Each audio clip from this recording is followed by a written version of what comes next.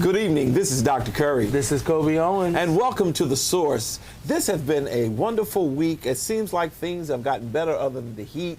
We did have a couple storms, but I'm grateful to God this week that we've had no shootings that were reported, and we didn't have any murders in the city. I hope and trust that this is a new trend. How you feeling? You know, I think this is a great trend right now, right? And hopefully, I know we had to talk about it last week. Hopefully, this means that the summer bump is over. Mm-hmm. We always see a spike during the summertime into the fall. So hopefully, you know, August is right around the corner. Hopefully in August we see a very calm August. It's going to be hot, but hopefully we see a very calm when it comes to gun violence. Yeah, one of the things I think we hope we would do is that we would talk to those of you who watch us, to just talk to your grandchildren, talk to your children, and talk to those community people who respect you.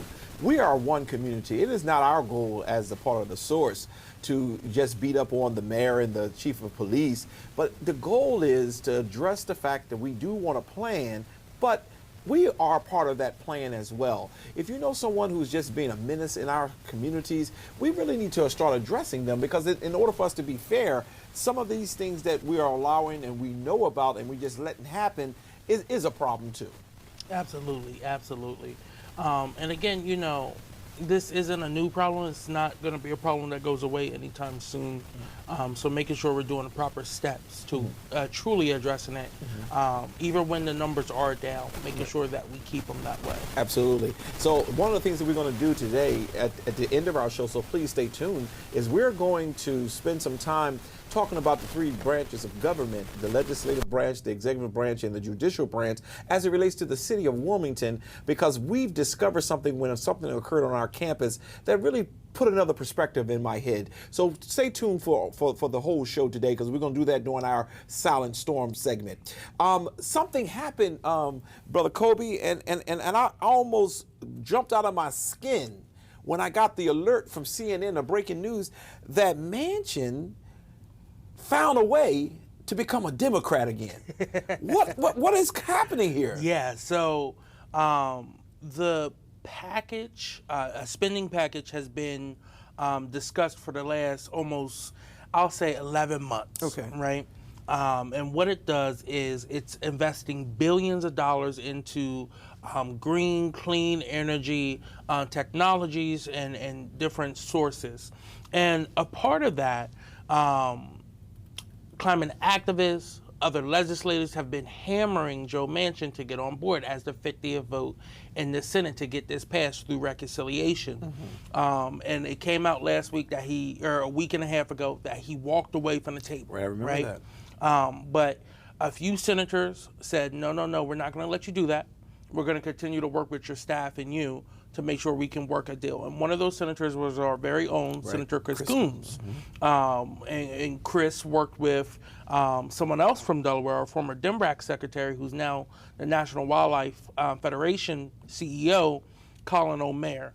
And they were able to get this deal, which is going to be the largest spending deal for environmental justice ever in the U.S. history, across the table, hopefully. Now, Manchin the other night, Manchin came out and said he's willing to support this, and it shocked everyone. I don't think anyone was truly prepared for the deal to be done, right?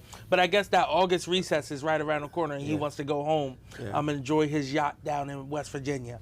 But some of the things that are included in the bill is a $7,500 tax credit for electric vehicles, looking to invest in creating more EV charging stations in urban areas so that minorities can also access that tax credit. What we're seeing a lot of is, as of right now, you have to have a home garage, right?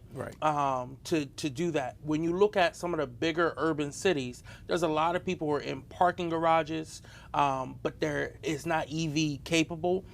You have people who are in row homes. You have people who are in semi-detached homes that may not have, they may have a backyard, but they don't have a garage.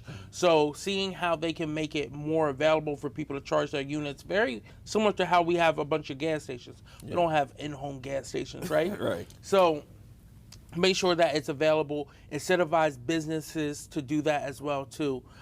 So that's going to change how much greenhouse gases we're putting out into the air. Also, this package includes a fee on oil and gas companies' methane emissions. Wait, before you go to that one, let's go back to the other one because I know there are people who are watching.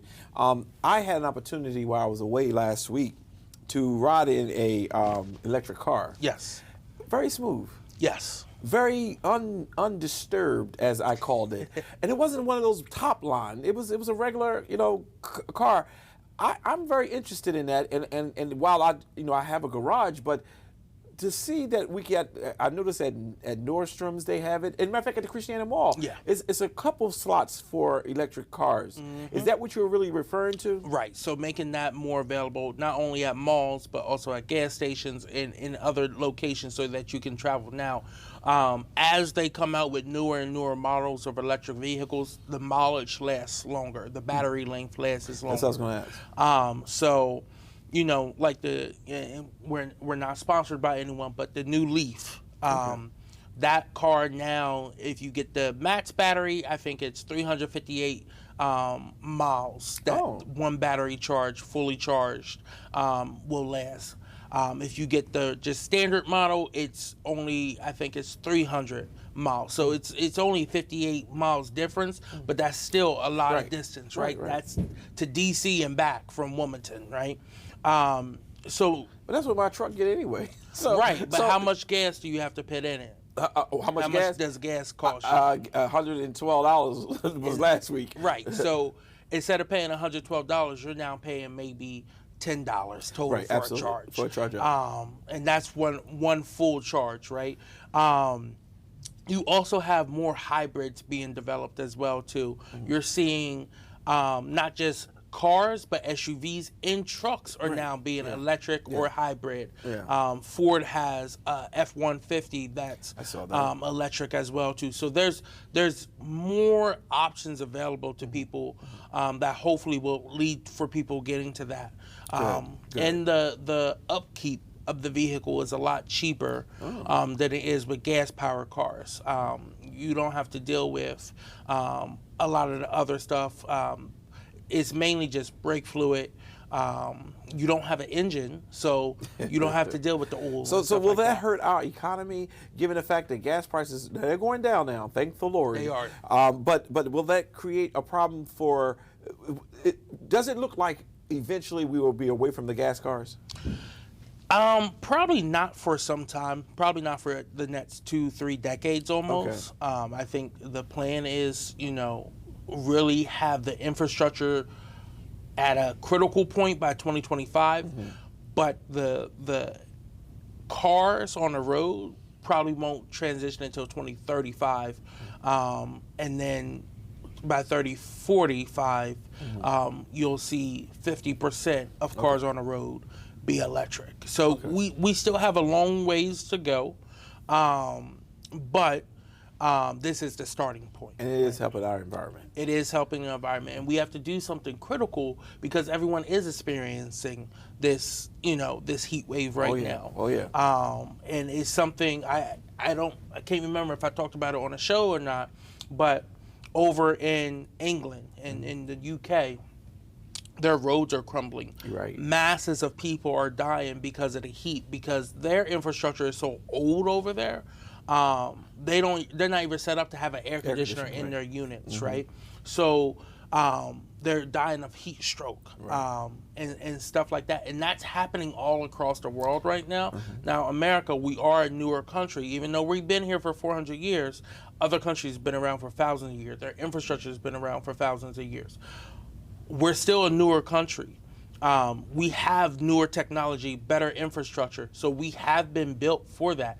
But that also means we have polluted more and caused more of this devastation in other parts of the world. But we're having problems even with the cattle because I saw on CNN this week that some of the people are selling off their cattle because they can't feed them because of the grass is not, because the rain is not coming as it need to come. It's so many different things that are affected by this, and it's really. I'm glad that Joe, you got some more that you want to share on that, but I'm glad that he recognized this is nothing we can compromise. Right. Yeah. No, I completely agree. And yeah, I have more I want to cover on that. But like you said, with the cattle and everything, our farming industry is hugely affected by this, right? And this is a farming industry that has already been under attack, especially for black farmers out there that have gone from at one point producing 12 to 14% of all agriculture in America was by black farmers to now less than 1%. Wow. We've seen our land taken away. Well, not ours. I'm not a farmer. But we've seen the land, We've seen land taken away. We've seen how they haven't been able to keep up with climate change, so therefore they had to sell off parts of their farms to make up the difference for loss of crops and stuff like that. So it affects the entire economy. And I look at it as a racial justice issue. But going back to that racial justice issue, a part of this package will also add fees for oil and gas companies' methane emissions that will begin in 2025 as well. It would send upward of $60 billion into low-income areas and communities of color that have faced disproportional environmental pollution. So areas, if we're just looking at Delaware, areas such as the Route 9 corridor that has been impacted by the chemical plants, by leakage of stuff, by chemical spills and stuff like that, they would receive money back into their community to keep those people in the community, but also help rebuild those communities. And that's just one example, right? We have that all up and down the state. Down in Sussex, the number one thing down there is their clean water, right? They don't have, some of them have well water, some of them have to get water from other sources, but the water has been polluted by the chicken farms down there. Now, Delaware is, Sussex County is the number one county in the nation for producing poultry, right? We send Germany, England, most of their chicken comes from Delaware. But those factories have taken advantage of our lax environmental laws here and have polluted our waterways, which are causing health issues for a lot of people down there. And when I say Sussex, a lot of people think, oh, that's a bunch of minorities. But it is a huge population of minorities down there, both African American, Hispanic, and undocumented. A lot of undocumented people work on these factories and are treated horribly. And when I say undocumented, I mean Haitians, I mean Guatemalans, I mean people who we traditionally do not think of are being mistreated in the name of profit, and that's unacceptable. Absolutely, absolutely, right. And so we dealt with the gas part. Was there any other parts to that? Yeah, so the final deal hasn't been released yet. It should be released tomorrow on Monday because they're going to be voting on it later that week. So we will see what is all in it, but those were two of the key components in which they were trying to get Manchin on board with, and he finally said he is on board with that. Yeah, well, I'm just grateful. When I heard that, I said, well, thank the Lord he got something. I wish the universal pre-K was a part of that and a couple other things, but it wasn't. Sometimes you can't get everything you want, but some of the critical things that's going to help our country or help the environment we really need. My child is going to be growing up in a time that's going to succeed me, so I want to make sure that she's at least in a safe environment, So go ahead. And I think that's key, right? And one of the things that Manchin wanted was new permitting for new energy development, and they kind of worked that in here, but also keeping it at levels where it's canceled out by the clean energy that's coming in. And by the time your daughter is my age, I mean, you're going to see mass solar farms harnessing the sun's energy for to put back in for electricity or whatever to power whole buildings and cities. They actually just rolled out a new, it's a design of a sunflower, but it's a solar panel, and it changes with the sun's movement that can power whole buildings now, whole high rises, just one or two. So by the time she's my age, this planet, this country is going to look a lot different thanks to this bill here. Well, that's good, and I'm glad he woke up. And I'm gonna keep saying that. If I ain't got nothing else to say, I'm glad he woke up, and I hope he stay awake. Yes. Because we got a couple more things we need to do, and I do wish that he will be mindful of the fact that we are in charge, and we're going to lose it, and we might still, but we're going to lose it if he doesn't jump on board. And speaking of that, now on the local side, because I jump around because I'm so excited about what happened with Manchin, because he's the president of the United States. But then I want to just jump back to the local politics too, because there's several people who are running for different offices, and for those of you who were watching Coffee with Curry today, Miss Shanae Darby, man, she's a hidden treasure. Yeah. She's a hidden treasure. I'm sorry. No disrespect to anybody else, but she is a hidden treasure. The trajectory of her life has been a reflection of the community that she's representing. She didn't get a silver spoon. She pulled herself up by the help of many, and she talked about that. And I don't know if you got a chance to watch it, but I'm going to tell you, you got to go on YouTube, and you got to watch it because it was great. But she's running for state representative. Yes. And what got me, and I know that sometimes people are more political, but I'm not, because I ain't running for nothing but for Jesus. But I asked her the question because I really always want to know what motivates people. So I asked her, I said, tell me what motivated you. Now, she named several little things, but her bam was that the person who's running, who's in the seat, was frustrated at some meeting and said, look, if you don't like what I'm doing, run against me. And she said, that was my decision. Yeah, I mean, what happens, people get in positions of power and think that they own that position now, that it's theirs, where in reality it's the district that you represent is their seat, is their voice that you're supposed to be representing, not your own personal interests. Absolutely. So when comments like that are made, it's very sad, but it's not shocking. We've seen this time and time again. Well, you say it's not sad. I mean, it's not shocking. Right. It is shocking to people like me. You with them folks. Yeah. When you say something, like, I'm trying to give you my position on something, and you want to push your position, and I'm trying to tell you, this is the community's desire. This is what's happening, and you saying run against me. That's arrogance. Yes, it is. So while it may not be shocking, it's shocking to me, and it's highly arrogant. Yeah. I agree with you. Why it's not shocking to me is because this is, I hate to say it, this happens quite often. They believe that because they're in a position of power, that they know best and that they understand things better than the community. It's been said multiple times that, the community just don't understand this bill. They don't know how to read legislation. But that's why it's so critical for community organizations like the NAACP, like Network Delaware, like the Urban League to come in and Building People Power campaign to come in and help disseminate what that information in the bills are and how it's going to impact the community.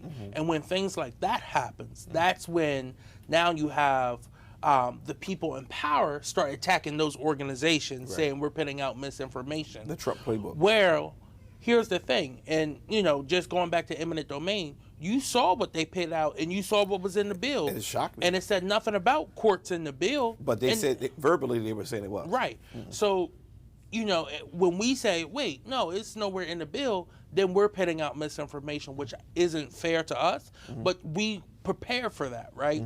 But for a statement to be made like that in a setting with dozens of not only voters, but just active community residents, is sad. And they were all speaking out. Even the people who you brought to the meeting, who were supposed to be on your side, once they heard everything in the bill, said, wait, no, this isn't what you said. Wow, that's interesting. So when your own people say, wait, let's hold up, let's talk more about this, and you still tell them, well, just vote me out, well, that's sad. Well, that's interesting, but that's a nice little theme that we need to continue on with. Yes. If you don't like what the person or persons are doing that you elected, vote them out. If you don't like it, run. As I was looking at Shanae, the sister went to Temple, but after having a major issue in her life where she found herself pregnant early, when she was explaining her story, But she pulled her family, and everybody said, you know what? This is not the end of your life. We're going to continue to do well. And she went to temple, did well, and she got interested in certain things. And she's concerned about the community she came back to was not the community she left. Right. So she wanted to start helping and doing. And then she started seeing the politicians were in the pockets of so many people. She said, oh, I got to do something. She went into city council and was shocked that I won. I just want to say to those of you who feel that you really can't win, you can. Complaining about it and doing nothing about it, you're just as bad as the problem. If you feel that people, no one owns these seats. I don't care whether it's the mayor's seat, city council seats, county council, no one owns those seats. You can get out there and you'll find that there are many people who think just like you, who feel just like you, and they will vote for you. Because when she said I was shocked to win, I think she went in saying having the lack of confidence because people have been in positions for a while and and she won. Yep. You can win. I was so impressed with her. I'm sorry. And honestly, I didn't know her. I saw her at the Twin B Brown show. One time I had to go there and do something with Jake Howell, and she was quiet, doing her thing.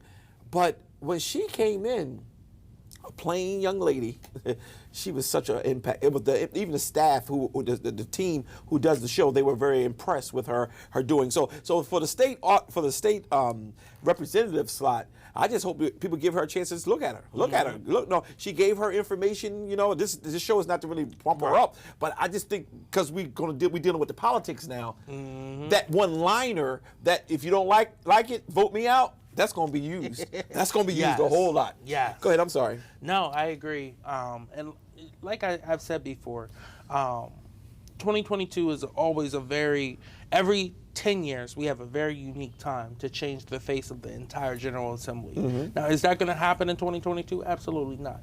But there are some key races that are going on that can change the face of the House of Representatives.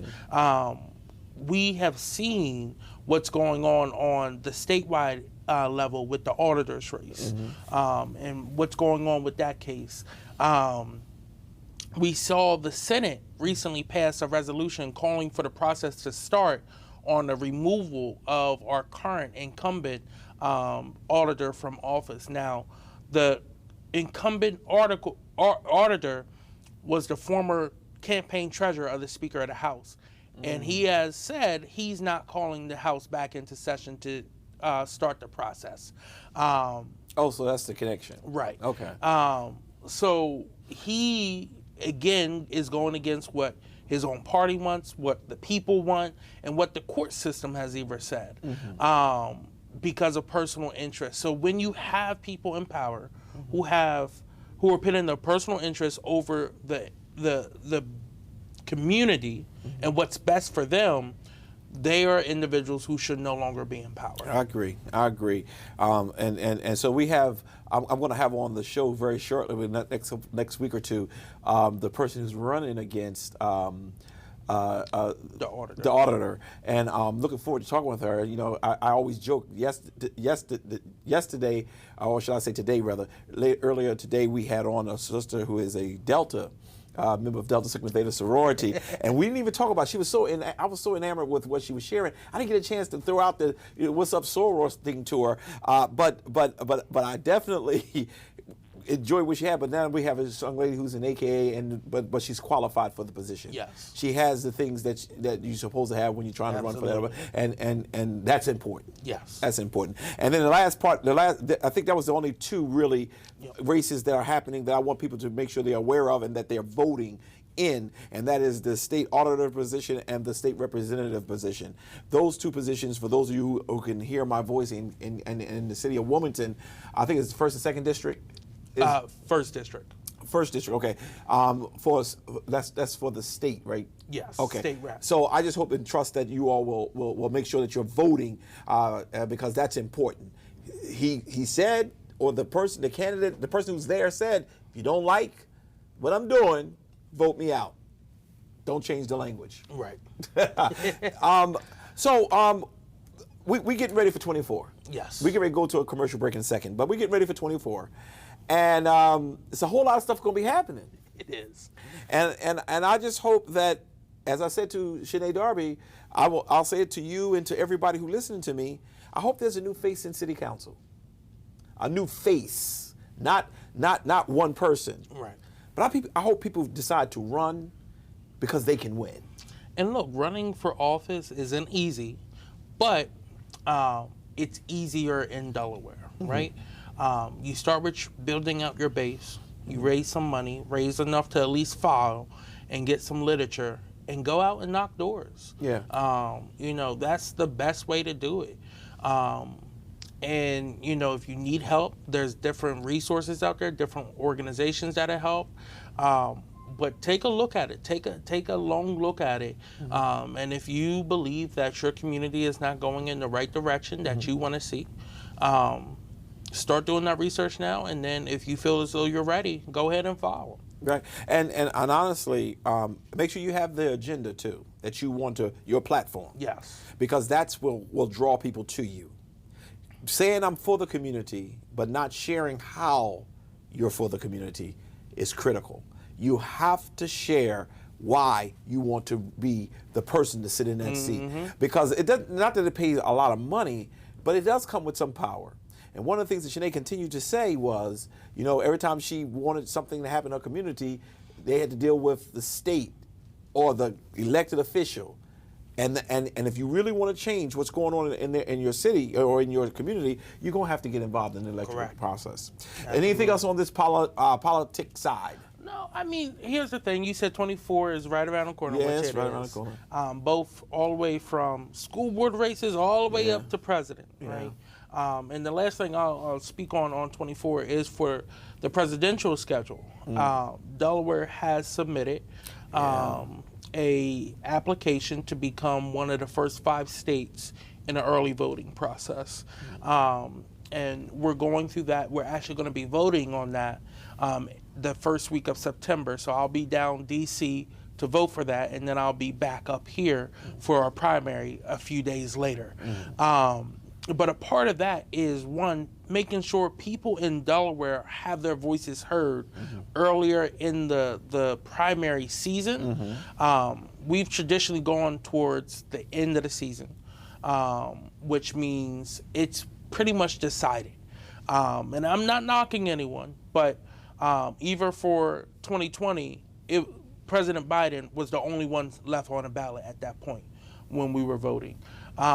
In 2008, Obama was pretty much the only one left at that point. It was not a competitive season. In 2016, though, while it wasn't as competitive, it was pretty much decided. We knew Hillary was going to win. Delaware still had a small chance. We want to make sure that this state, which reflects the diversity of America, with our racial breakdown, our urban to rural breakdown, our working class breakdown, union base, want to make sure that they have a voice in the system earlier on. So keep an eye out for that. We have 1 month. Discussions are still going on. But that vote should be happening September 10th. And then a few days later, 3 days later, we have our primary. Okay. Well, we will be watching that, and I hope and trust that we do get in the game, as they say, so that we can start making some decisions. But before I let you go, and I know we have to go to break, what's up with 85% of the Democratic Party saying they don't want Biden as the candidate? Yeah. So first off, I don't know the polling data. They didn't release the back end data of who they polled there, right? They could have polled 100 centrist Dems who think that we're going too far to the left by doing a major infrastructure bill, by having a child tax credit and things like that. So I don't want to speak too much to it, but I will say this. I think people are concerned right now.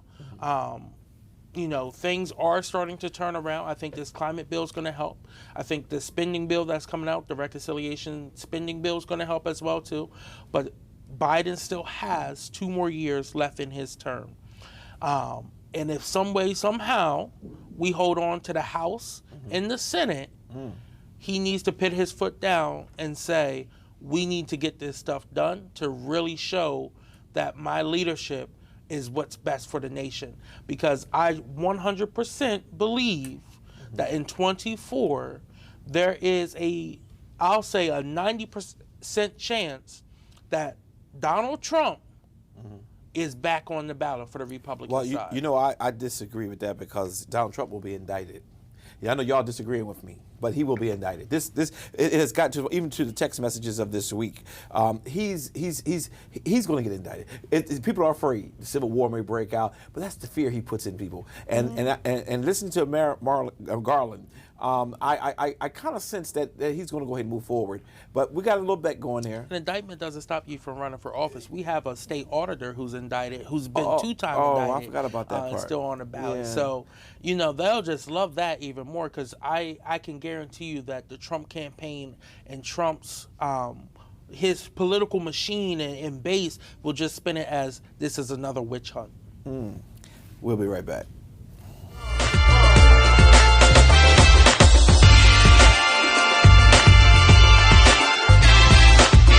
And we're back. Well, Kobe, we're at that moment. What's going on with the Kobe Corner?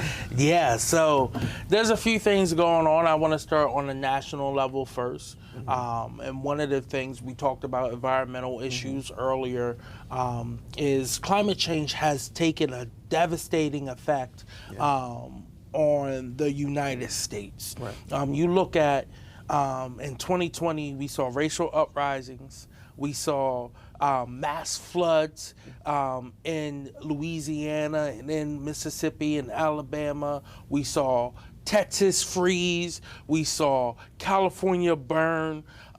So all of that is coming into effect. But to start addressing some of it, the Biden administration on Monday of last week announced that the government will try to plant more than 1 billion trees across millions of acres of land and woodlands that have been affected by forest fires. Okay. So most of this will take place in the West, right? We've seen California's hills burning so much that ashes are covering the roadways that are close to it so much that it's hard to get through, right? Wow. So to look to rebuild those forests that have been destroyed is going to be critical. Now, I will say this. We've seen what's caused some of this. Now, some of it, the vast majority is because of climate change. Okay. And because we haven't been seeing the rains that we traditionally see, especially on the West Coast. But we also, as a people, have to be more responsible when we're out in the forest. The forest burning that happened in 2020 that burned millions of acres of trees started because someone wanted to do a gender reveal party, and the firework went off. Oh, yeah, I do remember that. Okay. And hit a branch. Okay. That one tree started burning, and then millions of acres burned. Yeah. So this is going to be key. It's going to be led by the U.S. Agriculture Department, and it will quadruple the number of tree seedlings produced by nurseries to get through all the backlog. So their backlog, 4.1 million acres, and needed replanting. So this is going to help accelerate that process and really address the toll that has been taken on the national forest from wildfires, from insects, and other things such as that.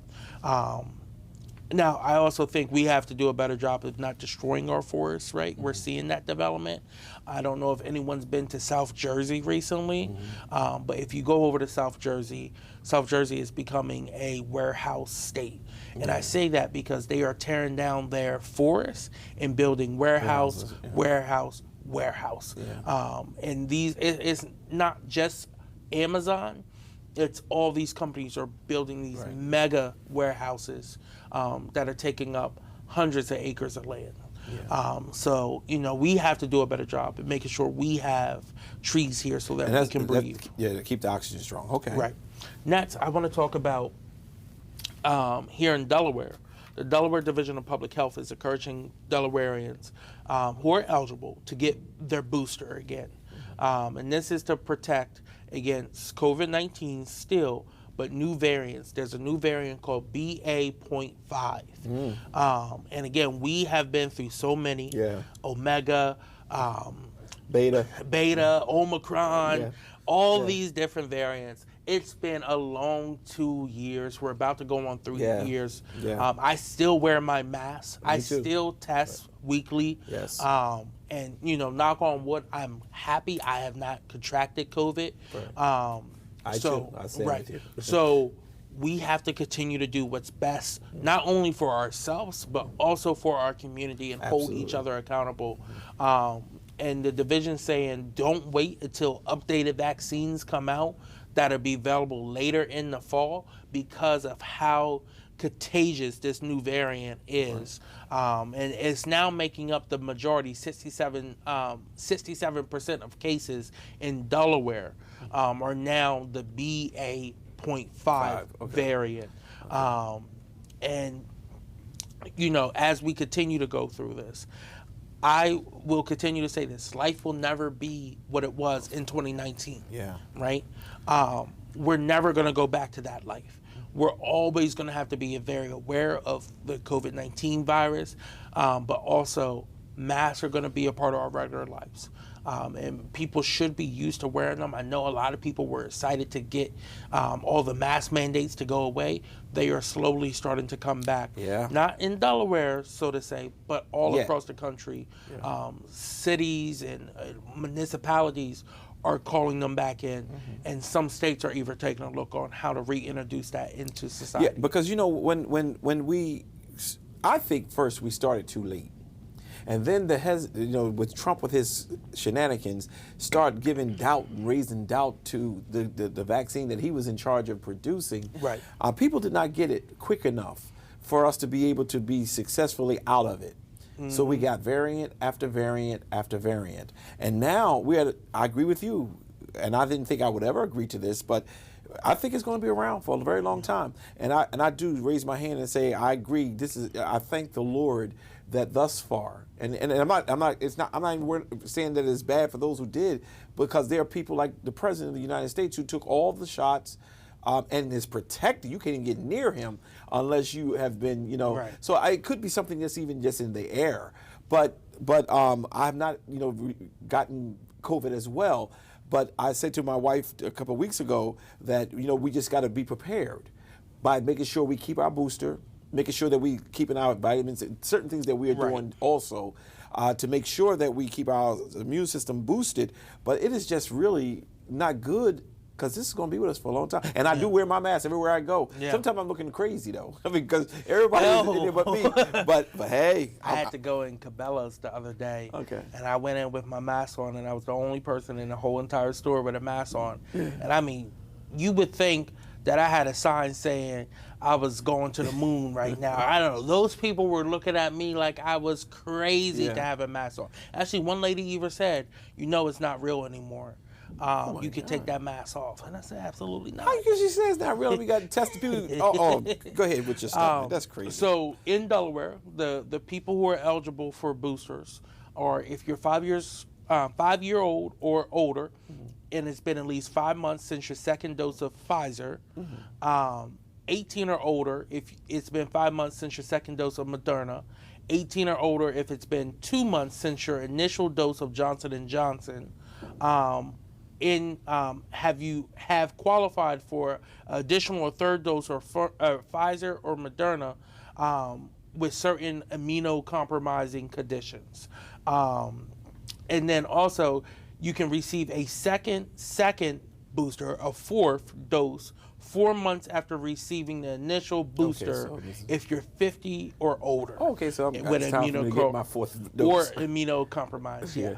Well, I'm 50 or older, so I'll just go off of that one piece. Because I don't mind, and I never really even got the flu shot. I just didn't want all that stuff in me. But when I saw the devastation that COVID was bringing, I said, we got to do something. And we can't just sit back and just hide. We have to be in the public, and we just kept getting our shots. So I think my daughter's up for her second. No, she already got her second.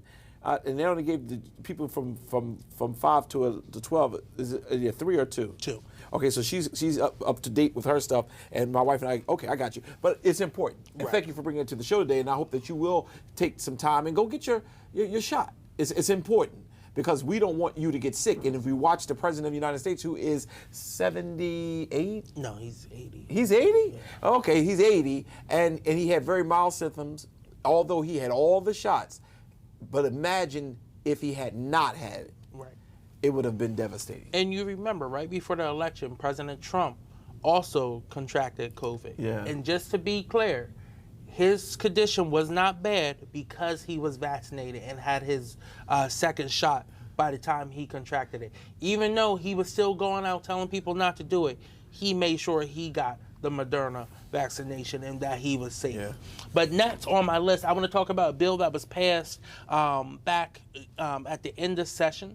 And this bill had an ambitious goal of hiring mental health professionals in schools. So the new law dictates that by 2025, Okay. public middle schools have one school psychologist for every 700 students, and one school counselor or social worker for every 250 students. Now, the current psychologist school psychologist said the ratio, right, that they currently have is an ambitious recruitment campaign. So if you know people who are in the field who are looking for new opportunity to work in a school district, definitely look out. The applications are live on the Delaware's website. To apply for jobs there. They are looking for psychologists. They're looking for social workers. They're looking for counselors to work in these schools to make sure that our kids are getting the proper mental health assistance that they need so that they could continue to grow and continue to stay on. Now, why is this so important? A lot of these kids who are now coming up in schools have been isolated for 2 years almost.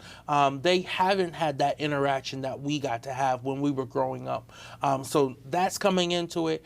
If they had drama going on at their house during that time, that added even more traumatic experiences to them. And then also, especially those who live in areas that see high gun violence, that is another traumatic experience that will affect your education timeline. So making sure that we are doing everything in our power to make sure kids are staying on the proper track to get what they need out of school. And that's so very important because their mental stability is very much relevant for when they are growing in their academic pursuit. So I agree with that.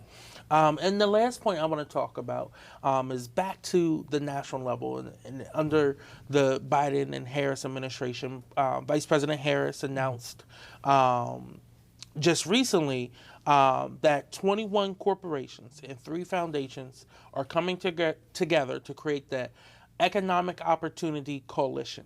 And what that's going to do is it's going to commit tens of billions of dollars back into underserved communities. And this is going to be the focus area. They're going to focus on $3 billion into CDFIs and MDIs, and I'll explain what those are in a second, including $250 million in low-term or low-interest debt, and over $70 million in grants for CDI, CDFIs, and CDMFs. And again, this is going to restart our community, and CDFIs are the Community Development Financial Institutes, and MDIs are Minority Depository Institutes, and other financial institutes. So it's looking to bring back our black banks, institutes that are going to invest back into the black community, and also what I think sometimes goes overlooked is these banks that are already existing, Chase, M&T, all these major bases are supposed to give back to the community. It's required by federal law. They're supposed to reinvest in communities they're serving. But traditionally what they do, they only give back to organizations that they have worked with for decades. And most of those organizations are organizations that started receiving funding during historic times such as redlining and stuff like that. So it has left out minority communities overwhelmingly. So seeing how this looks to pull some of that money and really make sure it's going back into communities who have been disadvantaged over the years. Yeah, and I hope that people will be able to look at that, and especially the NAACP, will hope they'll be able to look and see if or not it's really being dispersed to the appropriate people as opposed to those who they've dealt with. And that's really what's been happening, because when I heard that, certain people were able to get money from a certain bank, I was asking the question, how come that bank have not done nothing for the community they sit in? And then it was coming to me that as long as they get a certain quota and it's given out to a nonprofit, it didn't matter which nonprofit, because no one challenged it. Right. But I hope and trust that we'll begin to challenge it now. Yeah. I agree with you. So we'll definitely be following that. Yeah. They are finishing up the framework of it and then rolling that program out fully. Good corner today. Yes. So we're going to go ahead and keep moving, but we'll be right back.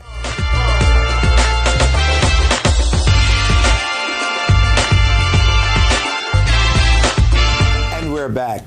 Well, today on The Silent Storm, I wanted to do something special without interrupting an investigation that is continuously going on and is going through the court system. First, let me start by shocking some people, and let me say my congratulations and thank you to the mayor of the city of Wilmington. When I called him directly, which I don't use people's personal numbers when I need to get in touch with them, but I needed to speak with him, he picked up the phone. He said he would get back to me after hearing what I had to say, and then he got back to me. Let me say thank you to Chief Tracy and to the Wilmington Fire Department. It took this episode to happen at E-Zion Fair for me to really look into it beyond the surface. Brother Kobe, oftentimes you and I disagree because I always say you the liberal and I'm the conservative. And I believe, and I think you do too, but there's a process by which I think you feel we need to follow. There needs to be plans in place. But I truly believe that when a person perpetrates a crime, they ought to be handled appropriately. And appropriately sometimes only look good for certain colors, is why many times you all and myself get a little disturbed. But on this situation, you've heard me come on the show many times criticizing no plan, which I still stand we need a plan. Right. You've heard me criticizing the mayor for not coming out and speaking out. And Chief Tracy, I've tried to always, ever since I've been talking with him, he's a fair man, but I just think he didn't have the plan that we needed to have. But this episode happened a few weeks ago at the E-Zion Fair where some demonically demented individual, we know who it is now, you will see on your screen shortly, this person decided to come and break out the windows at our church. Then he drives off the campus and come back and break off some more windows and then try to torch our Holiness Center. A center that we built, didn't get any government money. We want it for this community, for the Wilmington community, and it is doing some great things out of that facility. I promised God I would never hide things from the community, but I called the mayor and I said, listen, how come this person, with all the footage and stuff that we have, how come this person is still on the street? The mayor was not aware, so he did what he needed to do. Chief Tracy called me right back, and fire department called me right back. And the fire department, hats off to you. Y'all did brilliant work with getting all the details together. And I got to be careful what I'm saying. But I learned something. I learned that there is a legislative, executive, and a judicial branches of government. And all three of them have a say in how we deal with the crime in our streets. It blew my mind that you had to almost prove a case before you can even arrest a person. And when the person is arrested, it blew my mind again. The level of charge based on what they did is the frustration, if I was the chief of police, I would have. How do you expect me, community, to get rid of the menaces of the community if the judicial system is not going to support and help you through this process? So there's a few things, right? Okay. You have the executive branch, which is the mayor's administration, the county exec's administration, the governor's administration, the president, right? Then you have the legislative body, which is the city council, county council, the state general assembly, the state senators and state house, and then you have the U.S. Senate, U.S. House, right? That's the legislative side. Then you have the courts, and the courts is where everyone gets confused about what is truly going on, right? So I'm not going to talk about the federal level. I'm just going to talk about Delaware. Delaware, it starts with the court, the justice of the peace. Then it goes to the court of common pleas. Then it goes to family court. Then it goes to superior court, then chancery court, and then the Supreme Court on the Delaware level. Each state has their own Supreme Court. So with cases like this goes to JP Court, which is Justice of the Peace Courts, which has jurisdiction over civil cases involving debt, trespassing, or damages that amount to but do not exceed $25,000. Okay. And this is, they have jurisdiction over that. Now, if it was most Title 21, which is non-physical injury or death, go to JP Court. Criminal misdemeanor cases that are listed in Delaware Code Section 11, 2702, and most criminal violations go to JP Court. Truancy cases go to JP Court. Violations of county code or ordinances of municipalities go to JP Court to start out and can be elevated. Most don't, but most will go there first. So that's what you're dealing with. Now, another thing is when you're dealing with a case, it's all about what your investigators can prove that was done, right? So if you have overwhelming footage, making sure it's all well documented and presented in the right manner to give to the prosecutors so that they can file the right charges. And I think that's somewhere where the gap happens a lot. I know this because I went to school to become a forensic scientist, and I studied this in depth, more on a biology side of things than chemistry, but still, what we've seen, and this again goes back to the racial justice aspect of things, is the officers who are traditionally investigating this, if it's a black person committing a crime to a white person, they are more motivated to find every little piece of evidence so that they can charge them with the highest. But when it's a white person doing this to a black person, they are not. And then it's almost the same level of when it's a black person doing this to a black person, right? Okay. And it's not black on black crime, it's a crime of proximity. So this is why you see differences of when things happen and when things are filed in courts as well, too. Well, I had an opportunity to spend some time with a frat brother who is an attorney, and there are some meetings I'm getting ready to start having because we got to pull that together. The AG's office has to have blind justice, and they have to be able, even with the legislative side, some of the laws that are on the books need to be changed. But what I don't want to ever do, and that's why I'm talking slow today, I don't ever want to set up a system that's going to hurt only my people. Right. If the person who perpetrated this crime, who's allegedly charged with perpetrating this crime, is an African American male. So many in our world know of this person. This person plays for a church, but the reality of it is, he did wrong. Right. He did some things that if we didn't have a good sprinkler system, he would have burnt the place down. This is demonic.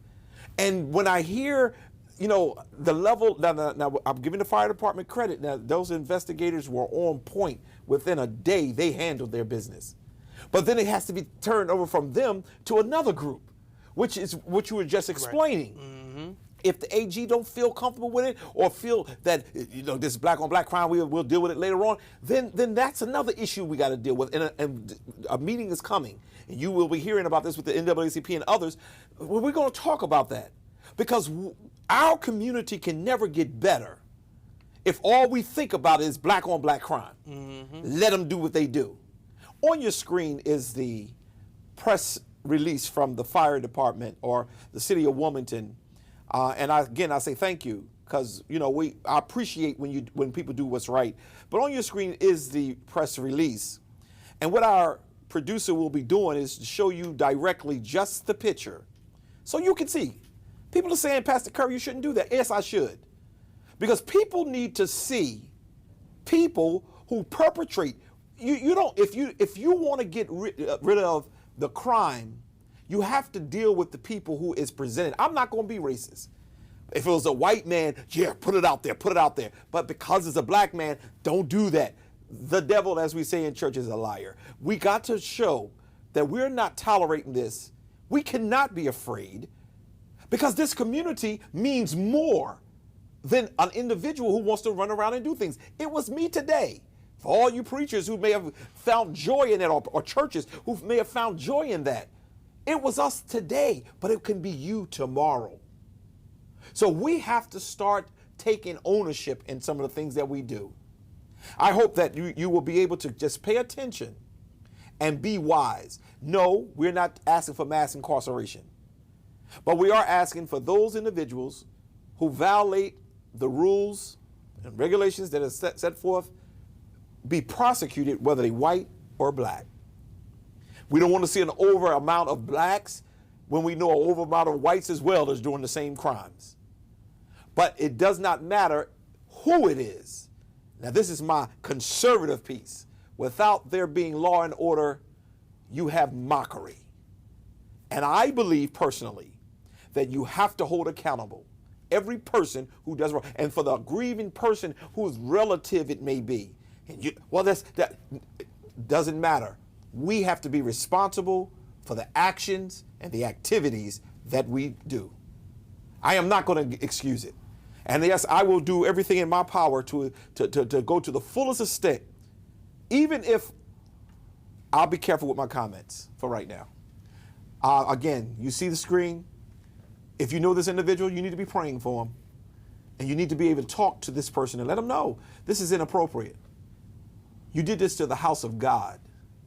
And that should come with another level of sanctions. And according to federal statute, it's against a religious establishment. It should be a hate crime if it is not already. Kobe, I'm sorry that we had to end on such a sour note. We had a good show today. We did. But I just wanted to just be careful about what I put out in the public. But I also wanted to make sure that the public know that yes, East Iron Fair was hit. Somebody tried to burn the building down. Not somebody. The suspect is incarcerated at this point. But the reality of it is it happened and we're dealing with it. Yeah. Thank God that we built according to code, where the extinguishers are everywhere and we were able to take care of before it became real damage. The glass we can replace. So I thank God for that. So, Brother Kobe, anything else you got on your desk for the day? Absolutely not. Absolutely not. Thank you for watching, everyone. That's what I usually say. But thank you very much for watching today. It has been a joy and a privilege having you with us. And my boy Kobe is continuously do what he does. So continue to do what you do. Make sure you're voting. God bless. Take care, y'all.